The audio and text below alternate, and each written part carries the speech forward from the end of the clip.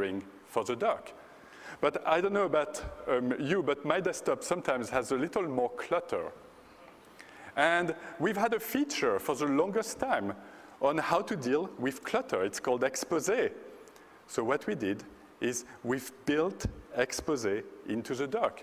The way it works is you just click and hold on an app tile, et voila, you select the window you want.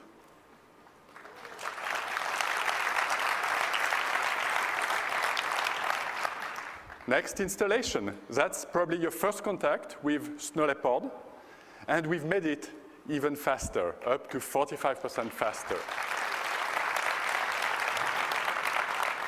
But maybe more importantly, after you install Snow Leopard, you actually recover some disk space. Over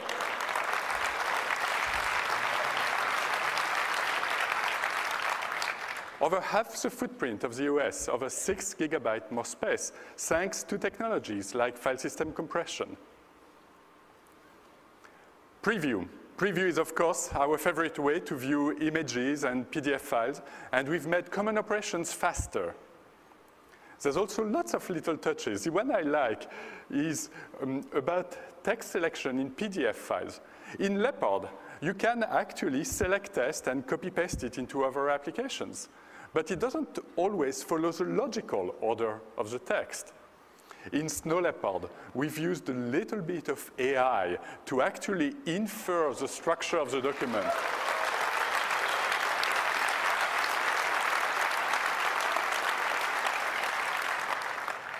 Next, Chinese input methods. It can be cumbersome to enter a character, a Chinese character, with a keyboard. But you've got a trackpad. Why not use it? This is exactly what we did with Snow Leopard. You can draw with your finger. And the computer picks the most appropriate character, even predicts the next character to come. Next, mail. Everyone uses mail. We've made it even faster, and quite a bit faster for common operations, as you can see. Next, Safari. We've been working on a new version of Safari called Safari 4, with features like top sites. It's been in beta for a couple of months, and I'm very proud to announce that today we are shipping Safari 4 for Leopard, Tiger, and Windows.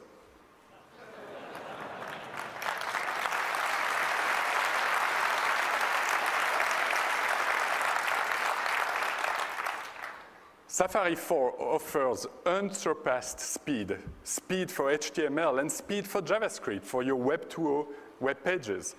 This chart here shows the standard SunSpider JavaScript benchmark, and the scale is multiples of IE8 speed. It's also very, very standard. In fact, the gold standard for the ultimate test for standardness is the acid-free test, and it passes 100%. To put that in perspective, IE8 passes 21%. So Safari 4, of course, will also be available on Snow Leopard. It will be included in Snow Leopard. And in Snow Leopard, there's a couple extra features you don't get on the other platforms. The first is crash resistance. Let's say you browse the web, have quite a bit of state buildup. Well, let me tell you a little secret. The #1 cause of crashes across all of macOS 10 is actually browser plugins. So if your plugin crashes in Snow Leopard, you just get this rectangle, but the rest of your windows are intact.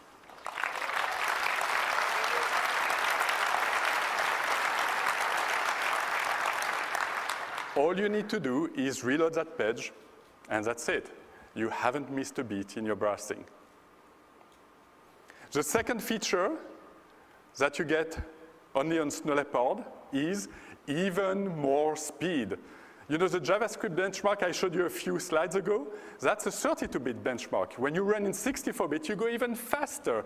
And of course, we run application in 64-bit. QuickTime. We have an all-new QuickTime in Snow Leopard. We call it QuickTime 10.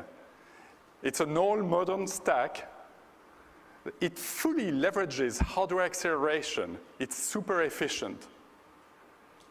It's color correct. And we're debuting a new technology for streaming called HTTP streaming, because it's all based on standards, HTTP, AAC, H.264. It works with any web server, like an Apache server. It's really cool. So since we had such a change in the backend of QuickTime, we decided to also change the user interface of the QuickTime player. And this is what it looks like. As you can see, the contents is center stage. In fact, as you start playing, the on-screen controls, including the window title, go away to let you enjoy your contents. So what I'd like to do now is have you see some of the features and little touches that we've added in Snow Leopard. And for that, I'd like to ask my colleague, Craig Federighi, VP of macOS Engineering, to demo to us some of the refinements. Oh, you guys are too kind. All right. So I'm going to cover 3 areas in the sneak peek of Snow Leopard, and we're going to start with dock and the Finder. Now, one feature of the dock is Stacks. Stacks makes it really easy to get quickly at your documents and your downloads without cluttering your desktop. And in Snow Leopard, Stacks handle large contents better than ever. I can now scroll through a large stack, and if I have subfolders like this vacation folder, I can just drill right in without leaving Stacks. Yeah, pretty nice. Now, I could open this document right here, but I want to jump into the Finder to show you a couple nice touches there. So here we are in icon view. Looks pretty familiar, but if you look in the lower right, you'll see that we have a magnification control.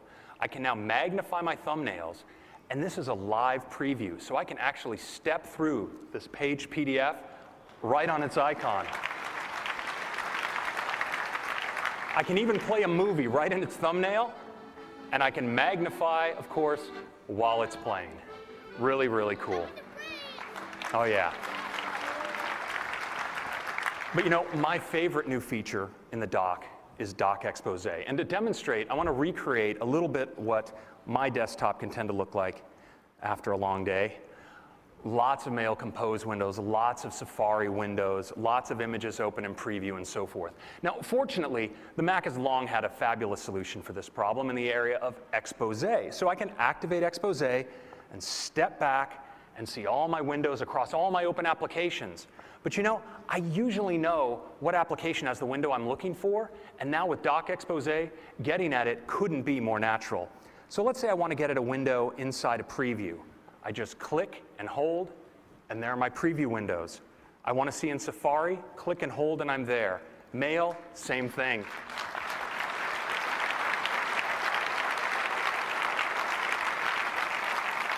And you know, it looks like I have an unread email message I'd like to take a look at. I don't even have to open it. I'll just zoom in and take a quick look. I can zoom in right in Expose without switching apps, and when I want to finally bring a window to the foreground, I click and it slides right in. But you know, Dock Expose also makes it easier than ever to move content across windows, even if some of the windows aren't visible. So let's say I want to go back to that Finder window and get a video to drop inside this email message. I can just Dock Expose into the Finder, find the image I'm looking for, drag it over to Mail. Mail springs into Expose. I select the window I'm looking for and drop it right in. Yeah. This really smooths out some of your Mac workflows. Very nice. OK, the next big area I want to cover is Safari 4. Snow Leopard ships with the final version of Safari 4. And if you're a Safari user, and I hope you are, like me, it is the fastest browser on any platform. You know, if We want to visit an image-rich site like ESPN. We hit it, boom, stunning speed. And that speed extends to JavaScript sites as